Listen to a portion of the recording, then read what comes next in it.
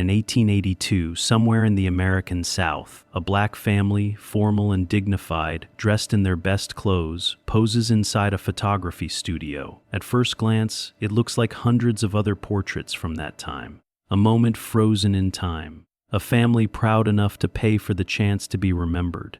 But look closer. One member of this family, a young girl standing at the edge of the frame, has something in her eyes that no one noticed for over 140 years. Something that, when a genetic historian finally examined this photograph under digital magnification, made him go completely silent. Because what he found was not just a physical trait, it was a key. A biological key encoded in her DNA, one that had survived slavery, survived erasure, survived generations of silence, and was about to unlock the true origin of an entire family whose history had been deliberately destroyed. This is the story of what was hidden in that little girl's eyes, and it will change the way you think about identity, ancestry, and what DNA remembers, even when history forgets.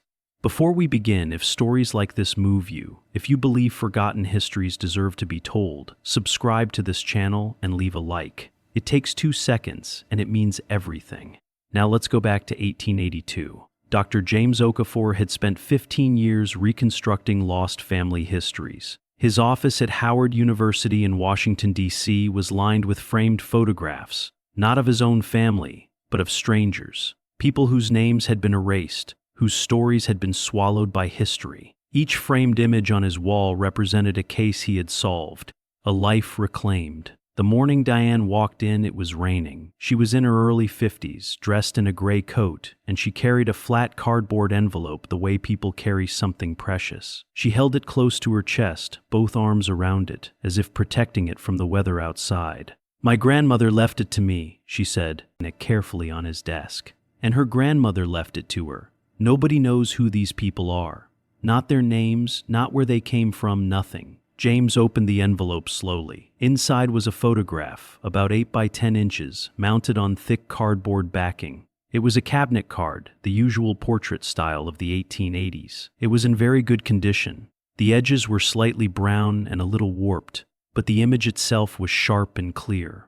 A family of 7 stood inside what looked like a photography studio. The backdrop behind them was painted to look like a garden, something common in that era. The father stood in the center, tall and broad-shouldered, wearing a dark suit and tie. His expression was serious, almost stern, the way many people looked in photographs from that period because long exposure times required them to stay still. Beside him, a woman, probably the mother, sat in a wooden chair, dressed in a high-collared blouse, her hands folded in her lap. Around them, 5 children were arranged with care. 2 older boys stood on the left, 2 younger girls sat on a low bench in the front, and one girl, the youngest, perhaps 7 or 8 years old, stood slightly apart at the far right of the frame. At the bottom of the cardboard backing, in faded ink, someone had written a date. October 14th, 1882. There was no name, no location, no studio stamp on the back. Only a faint rectangular mark where one had once been, carefully scraped away. James studied the photograph for a long moment without speaking. Then he picked up the magnifying glass from his desk. "Has anyone ever looked at this closely?" he asked. Diane shook her head. "Not really. We always thought it was just a portrait." James moved the glass across the image, studying it carefully. He noted the style of clothing, the furniture, and the quality of the photographic paper. These small details helped him date and place the image. It was when the magnifying glass reached, and the youngest girl, the one standing apart at the far right, that James stopped. Her face was turned very slightly toward the camera, as if she had moved just before the shutter clicked. In that slight turn, both of her eyes were visible, and they were not the same.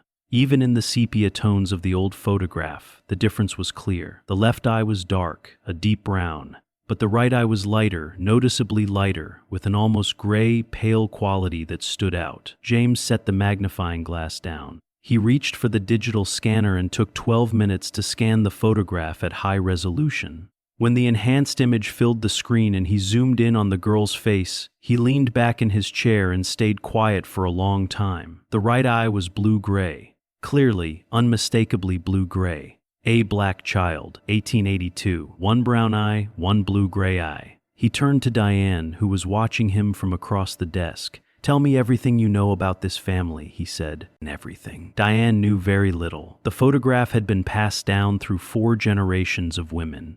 Grandmother to daughter, daughter to granddaughter. Always with the same simple instruction: keep this, it matters. But no one had ever been able to say why. No names had survived. No letters, no documents, no clear oral history. "My great-great-grandmother received it from someone she called the old woman," Diane said. "That's all I know. The old woman gave it to her before she died and told her not to lose it." James nodded slowly, still staring at the screen.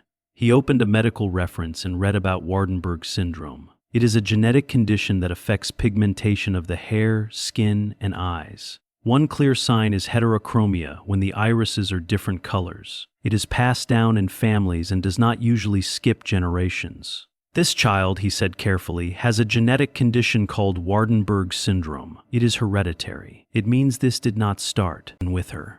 James spent the rest of the afternoon examining the photograph again. He looked at every face in the frame. The 2 older boys showed nothing obvious. The father's eyes were dark and even. The mother's face was partly in shadow. Then he looked at the second girl, seated on the bench. Her eyes were dark, but at the top of her head, just above her left temple, there was a patch of white hair, bright and clear in the enhanced image. A white forelock, another sign of Waardenburg syndrome. James called his colleague, Dr. Patricia Ewing, from the genetics department. "I need you to look at something tomorrow morning," he said. "A photograph from 1882. I need you to tell me which parent the trait came from." Dr. Patricia Ewing arrived the next day. She studied the enhanced photograph carefully. After a few minutes, she pointed to the mother's hairline. "The shadow is hiding the hair," she said. "She's the one carrying the mutation." When they adjusted the contrast, a thin strip of lighter hair became visible at the edge of the shadow on the mother's head, the same position as the white forelock on the older daughter. "She's the carrier," Patricia said quietly. "The mutation came through her." James turned to the Freedmen's Bureau records. These were documents created after the Civil War to record the lives of formerly enslaved people. He searched using physical descriptions. At 11:47 that morning, he found a record, a labor contract from 1866 in South Carolina. The woman's first name was Eliza. Next to her name, the agent had written, "One eye brown, one eye gray-blue, distinctive." James stared at the screen. He now had a name, a rough birth year around 1831, and a location in South Carolina. Next, he searched slave manifests, the shipping records from the domestic slave trade. On the second day, he found a manifest from 1849 from Charleston, South Carolina. It listed a girl named Eliza, about 18 years old. Beside her description were the words, "eyes," and different. He called Diane right away. "I found her," he said. "Her name was Eliza, and I know where she came from." Diane came to his office quickly. James showed her the documents and explained everything. When he finished, she said the name softly, "Eliza." "Where did she come from before Charleston?" she asked. James explained that documents could only take them so far. He suggested Diane take a special DNA test through Patricia's lab to trace her maternal line. Diane agreed. The test took 11 days. When Patricia called with the results, her voice was excited but careful. "The mitochondrial haplogroup is L3, linked to a narrow area in West Africa, specifically Sierra Leone, and the Waardenburg mutation matches a variant found in the Men people." James spent days reading about the Men people of Sierra Leone. Then, in the Amistad Research Center archives, he found a letter written in 1891. The writer, a woman who had once been called by another name, described her childhood in a village near a river in Sierra Leone. She wrote about being taken at night and given the name Eliza.